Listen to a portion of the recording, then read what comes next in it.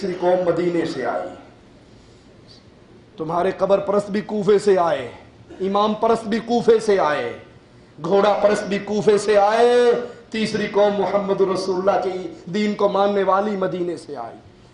یا ابو بکر صدیق کا نعرہ شرک ہے، یا فاروق اعظم مدد کا نعرہ شرک ہے، یا عثمان غنی مدد کا نعرہ شرک ہے، یا علی مدد کا نعرہ شرک ہے۔ وقال ربکم، تمہارے رب نے کہا ہے ادعونی، مجھے پکارو، جب بھی کہنا ہے یا اللہ مدد، جب پکارنا ہے یا اللہ مدد۔ یا اللہ مدد پہ اتحاد ہو سکتا ہے، نہ یا ابو بکر پہ، نہ یا عمر پہ، نہ یا علی پہ، نہ یا عثمان پہ اتحاد نہیں ہو سکتا۔ یہ شرک ہے اور یہ ایمان ہے۔ مشرک مشرک رہے، مومن مومن رہے تو اتحاد ہو سکتا؟ اتحاد نہیں ہو سکتا۔ سیدنا علی نے بھیجا، قبریں توڑوائی، اس لیے حکمت یہ نظر آتی ہے کہ قبر پرستوں کے سارے سلسلے حضرت علی سے جڑتے ہیں۔ جہاں مسلمان اپنے دین اور مذہب میں ہندوؤں سے متاثر ہوئے، ہندو کیا گاتے ہیں اپنے مندروں میں بیٹھ کر ڈھول کی آواز پر بھجن گاتے ہیں یا نہیں؟ ہندوؤں کے بھجن نہیں سنے آپ نے؟ نصرت فتح علی خان اس کے مقابلے پہ قوالی گاتا ہے، ہندو بھجن گاتا ہے۔ شیو شنکر کو جس نے پوجا اس کا ہی ادھار ہوا، شیو شنکر کو جس نے پوجا اس کا ہی ادھار ہوا، انت کال کو بھو ساگر میں اس کا بیڑا پار ہوا۔ بھولے شنکر کی پوجا کرو، دھیان چرنوں میں اس کے دھرو۔ قبر پرست قوالی گاتا ہے، ان کی بجھن سے متاثر ہو کر اسی چیز کو اسلام کا چولا پہنا لیا گیا، اور جس طرح بجھن کے اندر کفر بکا جاتا ہے اسی طرح قوالیوں کے اندر بھی کفر بکا جاتا ہے۔ کاش کتا بغداد دا میں ہوندا، قسمت جاگ پیندی بختاں ستیاں دی، کاش تیری مجال و کمینے آوے، کرے ریس تو غوث دے کتیاں دی، تیری مجال کمینے آوے، تیری مجال کمینے آوے، کرے ریس تو غوث دے کتیاں دی۔ فرق اتنا ہے، وہ مندر میں ہو رہا ہے، یہ دربار پہ ہو رہا ہے، وہاں بت پوجے جا رہے ہیں، یہاں قبر پوجی جا رہی ہے۔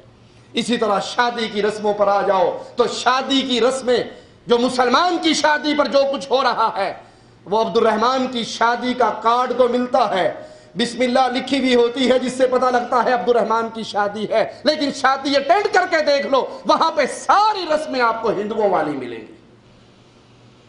رشتے کی تلاش میں اسلام نے کیا شرط لگائی ہے؟ کس چیز کو بنیاد بناؤ؟ دین کو۔ ہندوؤں کے ہاں کیا ہے؟ کھشتری کھشتری ڈھونڈتا ہے، شودر شودر ڈھونڈتا ہے، برہمن برہمن ڈھونڈتا ہے۔ یہ بنیاد مسلمانوں میں نہیں آگی۔ سید سید ڈھونڈتا ہے، پٹھان پٹھان ڈھونڈتا ہے، ارائی ارائی ڈھونڈتا ہے، راجپوت راجپوت ڈھونڈتا ہے، راجہ راجہ ڈھونڈتا ہے۔ ذات پات کی بنیاد پر رشتہ داری ہندوازم، اسلام کی بنیاد پر رشتہ داری ایمان۔ آج ایمان کی بنیاد پر رشتے ختم ہو کر ذات پات کی بنیاد پر رشتہ ہوتا ہے۔ سید ذاتی 50 سال کی بوڑھی اپنے گھر اس غم میں بیٹھی رہتی ہے کہ اسے کوئی سید زادہ نہیں ملتا، اور امتیوں سے شادی کرنے کو وہ جائز نہیں سمجھتے۔ انا للہ و انا الیہ راجعون۔ آئیے میں بتاتا ہوں اسلام میں شادی کتنی سادگی سے ہوتی ہے۔ اب تو شادی کا نام لو، شادی کرنے والا کہتا ہے خدا دا واسطہ ٹھہر جاؤ، 4 پیسے جمع کر لینے دو، شادی کا بوجھ میں نہیں اٹھا سکتا۔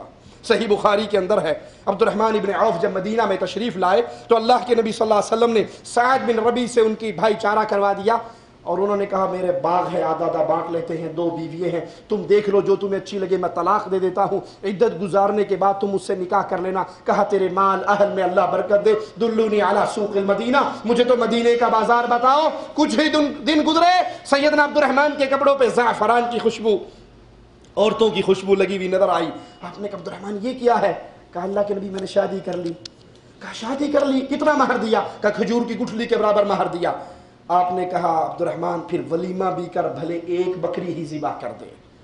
اب اللہ کے لیے سوچیو، مدینہ شریف ریاض جتنا بڑا تو نہیں تھا، مدینہ شریف ریاض جتنا بڑا، کوئی 10-20 لاکھ آدمی تو وہاں پر نہیں تھے، چھوٹی سی بستی تھی مدینہ میرے نبی کی صلی اللہ علیہ وسلم. عبد الرحمن کو رشتہ ملا، فوراً شادی کر لی. عبد الرحمن کو رسول اللہ صلی اللہ علیہ وسلم سے زیادہ عزیز اور کون ہو سکتا ہے؟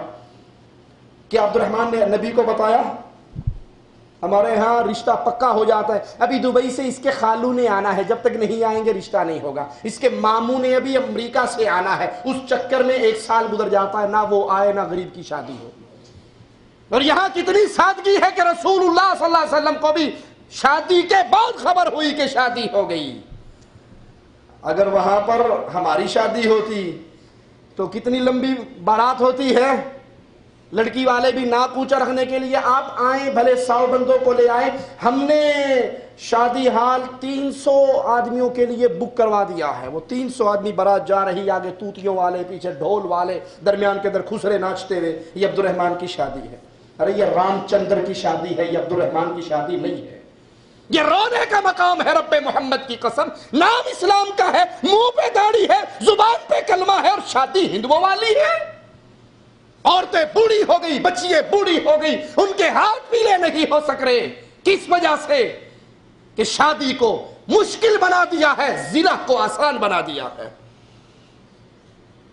نکاح ہوتا ہے، یہ بارات کا تصور اسلام میں نہیں ہے. 200 300 400 آدمی، بھلے لوگوں کو کرائے پہ بلا کے ساتھ لے جانا پڑے، ناک اونچی کرنے کے لیے بارات بڑی لمبی ہے. اور پھر گھر بلایا، روٹی کھلائی. روٹی کھلانے کے بعد ایک رجسٹر کھول کے دروازے پہ بیٹھ جاتا ہے نیوندرا وصول کرنے کے لیے. کتنی بے شرمی کی بات ہے کہ آپ اپنے گھر میں مہمان بلائیں، پھر روٹی کھلائیں، اور پھر کہیں، وہ کسی نے کہا یہ امی نے کھیر بھیجی ہے. مہمان آیا نا گھر میں، کہا امی نے کھیر پکائی ہے، کھیر کے نیچے ایک پرچی ہے وہ بھی پڑھ لینا.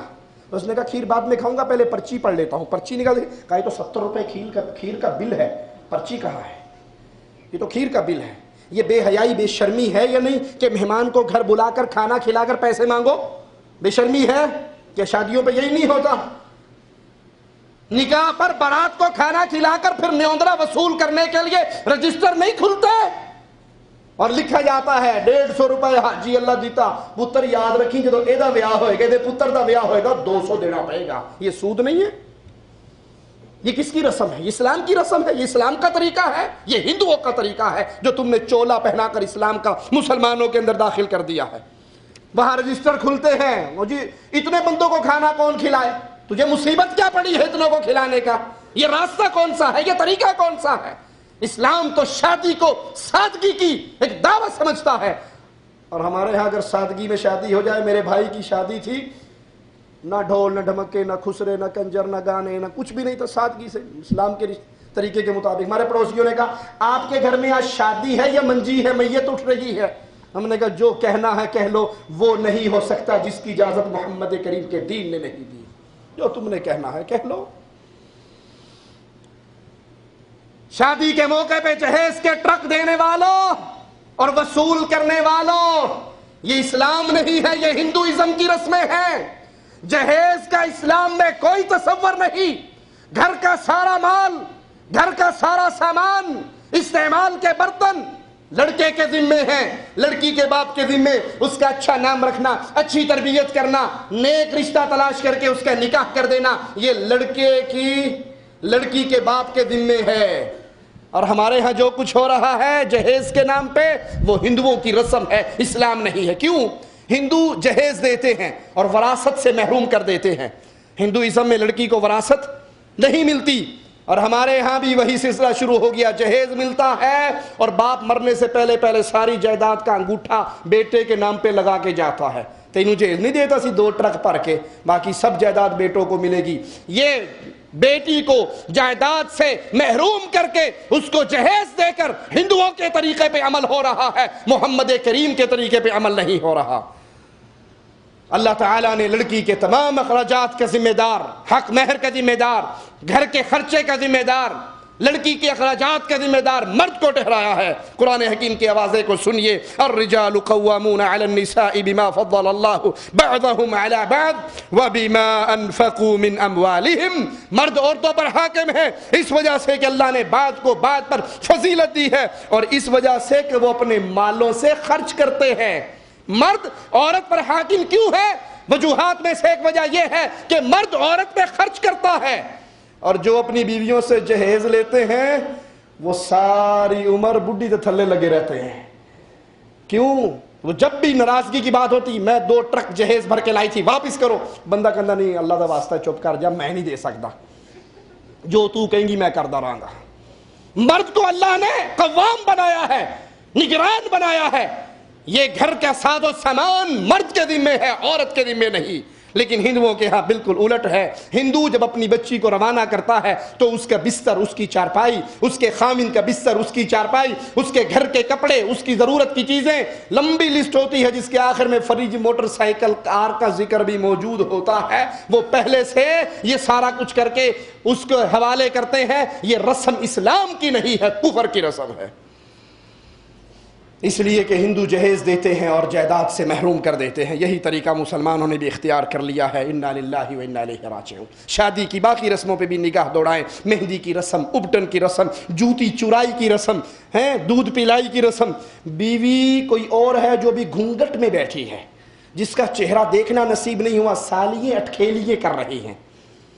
جو اس کی بنی ہے اس کا تو گھونگھٹ گرا ہوا ہے، اور سالی آ کر اسے کڑوا دودھ پلا رہی ہے، سالی اس کے پیچھے سے جوتے چرا رہی ہے، کوئی اس کی گود میں اندر بیٹھ کے سڑبالا بن رہا ہے، کوئی کچھ مذاق کر رہا ہے، کوئی کچھ۔ کیا یہ محمد کریم کی سنتیں ہیں؟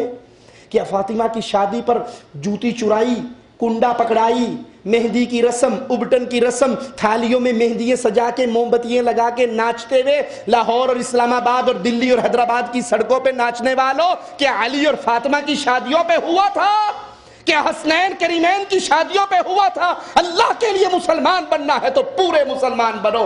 اسلام کے اندر ہندوؤں کی رسموں کو مسلمانوں کا چولا پہنا کر داخل نہ کرو۔ یہ کنڈا پکڑائی کی رسم، یہ لڈو کھلائی کی رسم، یہ دودھ پلائی کی رسم، یہ ابٹن کی رسم، یہ مہندی کی رسم، یہ لڑکی اور لڑکے دلہن اور دلہے کو سجا کر مردوں اور عورتوں کے مخلوط اجتماع میں لانے کی رسم، یہ لڑکیوں اور لڑکوں کا مخلوط رقص، یہ ڈھول، یہ دھماکے، یہ گانے، یہ شرلیے، یہ پٹاخے، یہ سارا کچھ محمد کریم نے نہیں دیا صلی اللہ علیہ وسلم۔ یہ رام چندر کے دین سے آیا ہے، یہ محمد کریم صلی اللہ علیہ وسلم کے دین سے نہیں آیا۔ اسی طرح ہندوؤں کی رسمیں جہاں مسلمانوں میں اور داخل ہوئی، بغیر اجازت کے گھروں میں داخل ہو جانا عام عادت بن گئی ہے۔ بلکہ پنجاب میں ایک طریقہ ہے کسی کے گھر میں جانا ہو تو اس کا، وہ کیا؟ بابا جی نے ہوکا پکڑا ہوا ہوتا ہے، ہوکا، اور دروازے پہ آ کے کڑیے آگ ہے میں چلم پرنی سی، اور وہ کون ہے کون نہیں، آگ کے نام پہ، آگ نہ ہوا سرٹیفکیٹ ہوگا، جس گھر میں جانا ہے آگ کا پوچھ کے اندر چلے جاؤ۔ وہاں لڑکی اکیلی بیٹھی ہے، وہ کس حال میں بیٹھی ہے، کس لباس میں بیٹھی ہے، کوئی تمیز نہیں ہے یہ گھر کس کا ہے اور کس کا نہیں ہے۔ گھروں کے اندر بغیر اجازت کے داخل ہو جانا یہ اسلام کی تعلیمات نہیں ہے۔ قرآن حکیم خبر دیتا ہے، یا ایھا الذین آمنوا لا تدخلوا بیوتا غیر بیوتکم حتی تستأنسوا وتسلموا علی اہلھا۔ اے ایمان والو، اپنے گھروں کے علاوہ دوسرے گھروں میں اس وقت تک داخل نہ ہو جب تک ان سے اجازت نہ لے لو اور جب تک ان کو سلام نہ کہہ لو۔ یہ بغیر اجازت کے گھروں میں جانا، فلاں کے گھر میں، دوستوں کے گھر میں، اور کوئی نہیں جی یہ پنڈ دے ماموں جی نے ساریاں دے ہی ماموں نے، ماما کسی ایک کا ہوتا ہے، دوستی کی بنا پر پورا گاؤں اس کو ماموں کہتا ہے، وہ ماموں جی ہر گھر میں گھستے پھرتے، پردہ کہاں گیا، تمیز کہاں گئی، احترام کہاں گیا۔ اسی طرح دیور اور بھابھی کا میل جول ہندوازم سے مسلمانوں کے اندر داخل ہو گیا۔ اسلام نے معاشرے کو پاکیزہ رکھنے کے لیے پردے کا اہتمام کیا ہے۔ صحیح بخاری میں ہے، اللہ کے نبی صلی اللہ علیہ وسلم نے فرمایا عورتوں کے پاس جانے سے بچو۔ سوال کرنے والے نے کہا اللہ کے نبی خامند کے بھائی کے بارے میں آپ کیا فرماتے ہیں؟ فرمایا دیور تو موت ہے، جیسے موت سے ڈرتے ہو ایسے دیور سے بچو، دیور موت ہے۔ کیوں دیور موت کیوں ہے؟ کیا حکمت ہے؟ اللہ بہتر جانتا ہے۔ بظاہر کیا نظر آتا ہے؟ عورت گھر میں ہے، عورت گھر سے باہر نکلے گی تو